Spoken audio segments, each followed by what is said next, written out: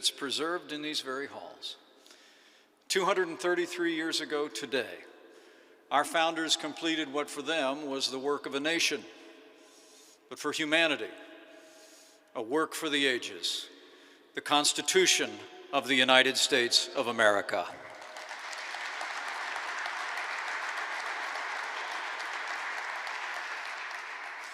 For the first time in history, a government was founded by we the people to form a more perfect union, establish justice, ensure domestic tranquility, provide the common defense, promote the general welfare, and secure the blessings of liberty for themselves and their posterity. John Adams, our first vice president, aptly described our Constitution in his words as, quote, the single greatest effort of national deliberation that the world has ever seen. And so it was. But we all know the summer of 1787 didn't just happen. It was preceded by the summer of 1776 and the signing of our Declaration of Independence, whose magisterial words continue to echo into our time, that we as Americans hold certain truths to be self-evident, that all men are created equal and endowed by their Creator with certain inalienable rights, and that among these are life and liberty and the pursuit of happiness. With those words, America laid the foundations for a government whose purpose, in the words of President Abraham Lincoln, was, and I quote, to elevate the condition of men, to lift artificial weights from all shoulders, to clear the paths of laudable pursuit for all. As the words inscribed on the walls of these national archives read, this building holds in trust the records of our national life and symbolizes our faith in the permanency of our national institutions. The Declaration of Independence and the Constitution are the greatest charters of freedom the world has ever known.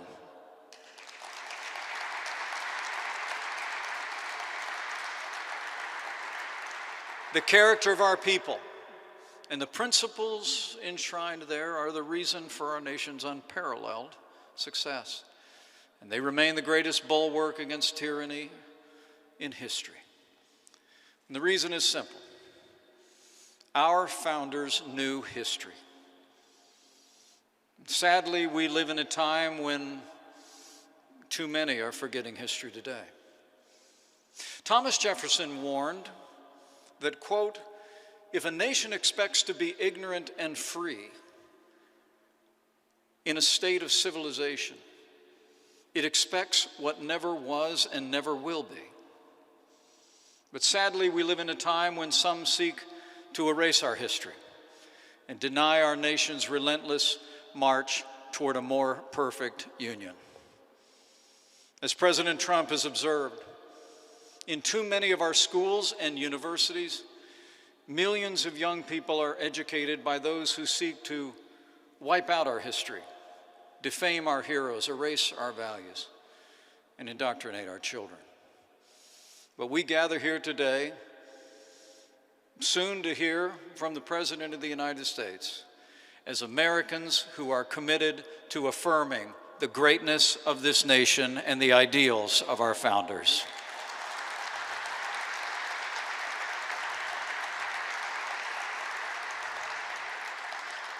Our president understands what we all understand. If we don't teach the next generation the principles enshrined in these halls, we can't expect them to preserve them. No one can preserve what they do not love, and no one can love what they do not know.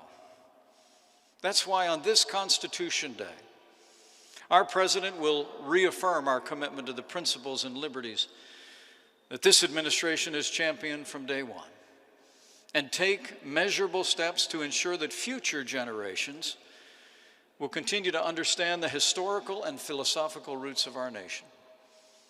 What we do here today is a part of our ongoing commitment to ensure that the rising generation will be able to do their part, as we know they will, to preserve, protect, and defend the Constitution of the United States.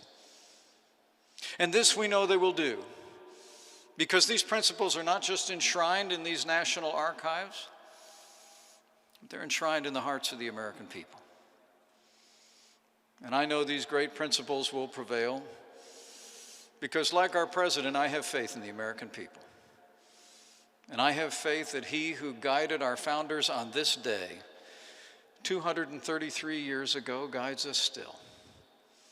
For as the father of our Constitution, James Madison, reflected on this day, and I quote, "It is impossible not to perceive in it a finger of that almighty hand which has been so frequently and signally extended to our relief at critical stages of the revolution." So it's Constitution Day in America. And with gratitude to all of those who have gone before, and gratitude to all of you who are gathered here, who love and cherish our heritage of freedom, with gratitude to God who has ever guided the destiny of this land, and gratitude to a president who has ever championed the freedoms and ideals enshrined in this place, it is now my high honor and distinct privilege to introduce to you the 45th President of the United States of America, President Donald Trump.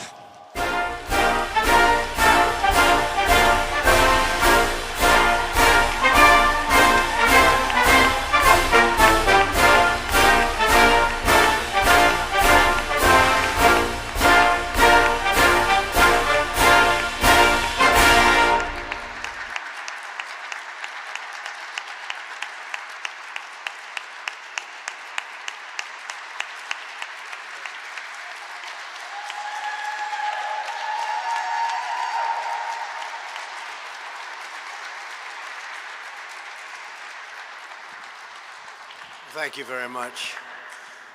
Thank you, Mike, great Vice President. I'm truly honored to be here at the very first White House Conference on American history, so important. Our mission is to defend the legacy of America's founding, the virtue of America's heroes, and the nobility of the American character. We must clear away the twisted web of lies in our schools and classrooms and teach our children the magnificent truth about our country. We want our sons and daughters to know that they are the citizens of the most exceptional nation in the history of the world.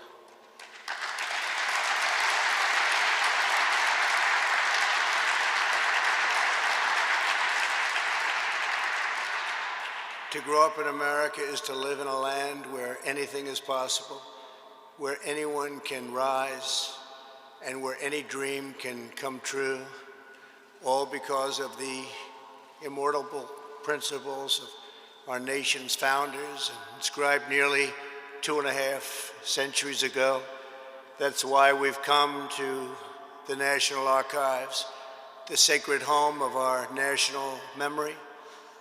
In this great chamber, we preserve our glorious inheritance, the Declaration of Independence, the Constitution, the Bill of Rights.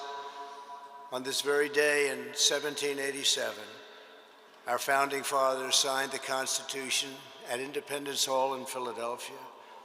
It was the fulfillment of 1,000 years of Western civilization. Our Constitution was the product of centuries of tradition, wisdom, and experience. No political document has done more to advance the human condition or propel the engine of progress. Yet as we gather this afternoon, a radical movement is attempting to demolish this treasured and precious inheritance. We can't let that happen.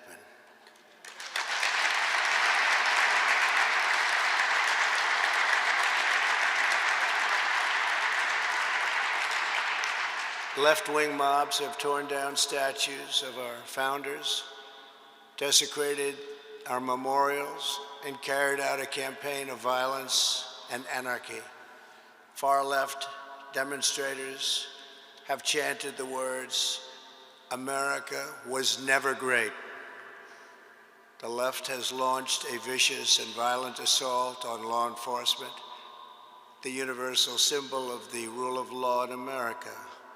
These radicals have been aided and abetted by liberal politicians, establishment media, and even large corporations. Whether it is the mob on the street or the cancel culture in the boardroom, the goal is the same: to silence dissent, to scare you out of speaking the truth, and to bully Americans into abandoning their values, their heritage, and their very way of life. We are here today to declare that we will never submit to tyranny. We will reclaim our history and our country for citizens of every race, color, religion, and creed. The radicals burning American flags want to burn down the principles enshrined in our founding documents, including the bedrock principle of equal justice under law. In order to radically transform America, they must first cause Americans to lose confidence in who we are, where we came from, and what we believe. As I said at Mount Rushmore, which they would love to rip down and rip it down fast, that's never going to happen.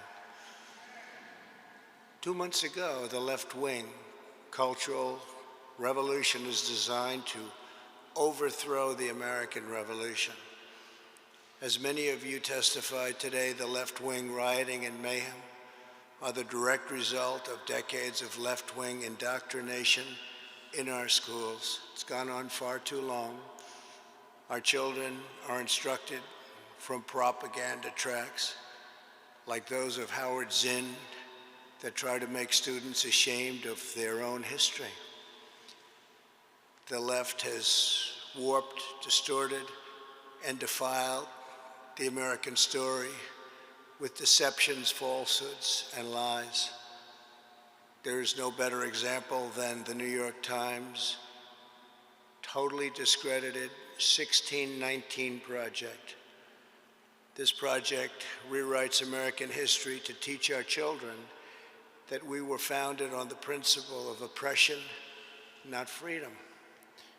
Nothing could be further from the truth. America's founding set in motion the unstoppable chain of events that abolished slavery, secured civil rights, defeated communism and fascism, and built the most fair, equal, and prosperous nation in human history.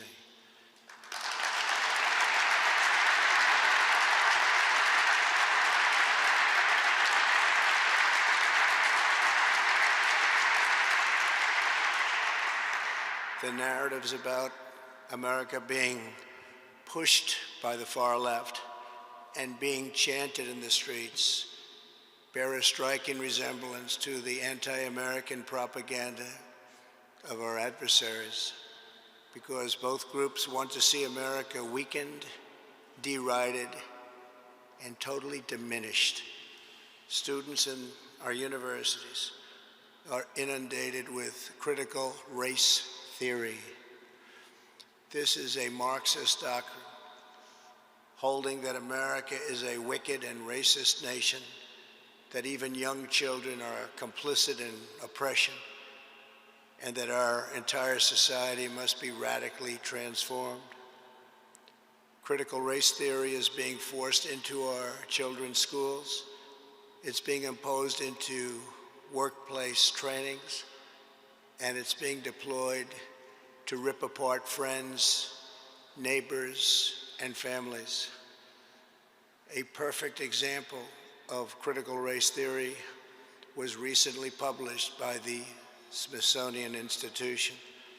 This document alleged that concepts such as hard work, rational thinking, and the nuclear family and belief in God were not values that unite all Americans, but were instead aspects of whiteness This is offensive and outrageous to Americans of every ethnicity, and it's especially harmful to children of minority backgrounds who should be uplifted, not disparaged.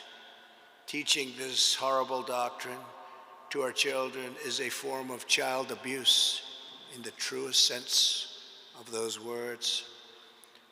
For many years now, the radicals have mistaken Americans' silence for weakness, but they're wrong. There is no more powerful force than a parent's love for their children, and patriotic moms and dads are going to demand that their children are no longer fed hateful lies about this country. American parents are not going to accept indoctrination in our schools, cancel culture in our work, or the repression of traditional faith, culture, and values in the public square. Not anymore.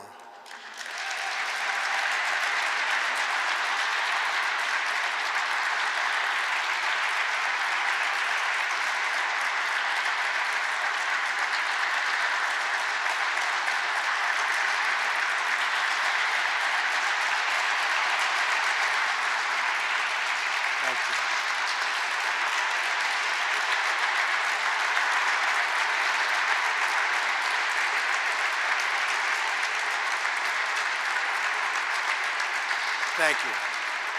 Thank you very much. We embrace the vision of Martin Luther King, where children are not judged by the color of their skin, but by the content of their character. The left is attempting to destroy that beautiful vision and divide Americans by race in the service of political power.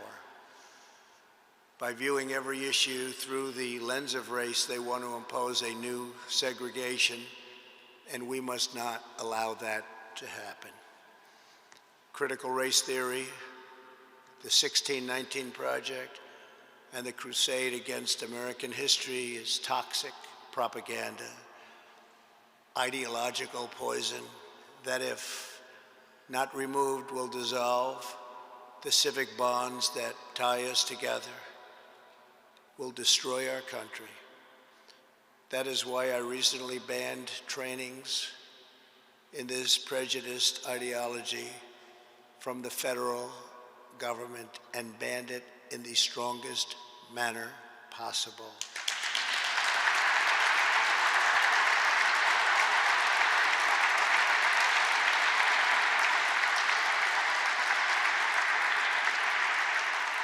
The only path to national unity is through our shared identity as Americans. That is why it is so urgent that we finally restore patriotic education to our schools. Under our leadership, the National Endowment for the Humanities has awarded a grant to support the development of a pro-American curriculum that celebrates the truth about our nation's great history.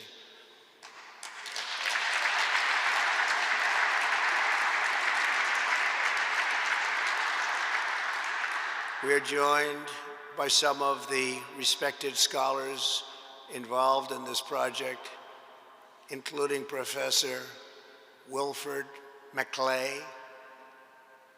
Wilford, please. Thank you very much, Wilford. Thank you. Dr. Peter Wood of the National Association of Scholars. Dr. Peter. Thank you. Thank you. And Ted Rebarber. Thank you, Ted. Thank you very much, Ted. Today, I'm also pleased to announce that I will soon sign an executive order establishing a national commission to promote patriotic education. It will be called the 1776 Commission.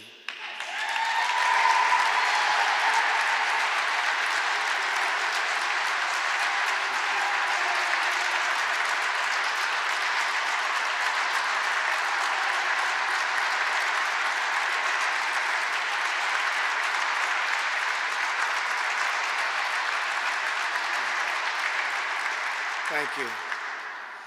It will encourage our educators to teach our children about the miracle of American history and make plans to honor the 250th anniversary of our founding. Think of that, 250 years. Recently, I also signed an executive order to establish the National Garden of American Heroes, a vast outdoor park that will feature the statues of the greatest Americans who have ever lived. Today, I'm announcing a new name for inclusion. One of the 56 signers of the Declaration of Independence was a patriot from Delaware. In July of 1776, the Continental Congress was deadlocked during the debate over independence. The delegation from Delaware was divided. Caesar Rodney was called upon to break the tie. Even though he was suffering from very advanced cancer, he was deathly ill. Rodney rode 80 miles through the night, through a severe thunderstorm, from Dover to Philadelphia to cast his vote for independence. For nearly a century, a statue of one of Delaware's most beloved citizens stood in Rodney Square, right in the heart of Wilmington. But this past June, Caesar Rodney's statue was ordered removed by the mayor and local politicians as part of a radical purge of America's founding generation. Today, because of an order I signed, if you demolish a statue without permission, you immediately get 10 years in prison.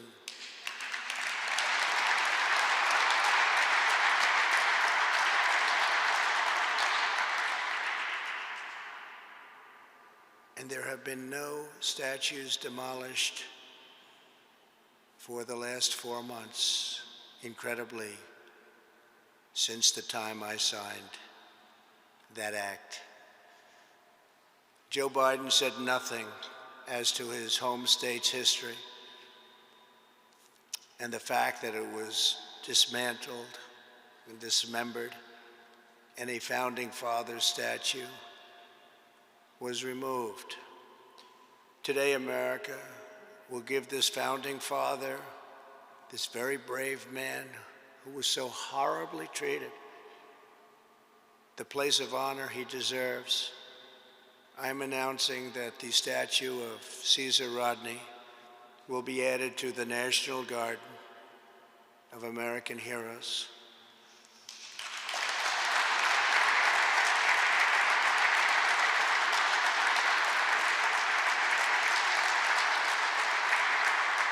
From Washington to Lincoln, from Jefferson to King, America has been home to some of the most incredible people who have ever lived. With the help of everyone here today, the legacy of 1776 will never be erased. Our heroes will never be forgotten. Our youth will be taught to love America with all of their heart and all of their soul. We will save this cherished inheritance for our children, for their children, and for every generation to come. This is a very important day. Thank you all once again for being here. Now I will sign the Constitution Day proclamation.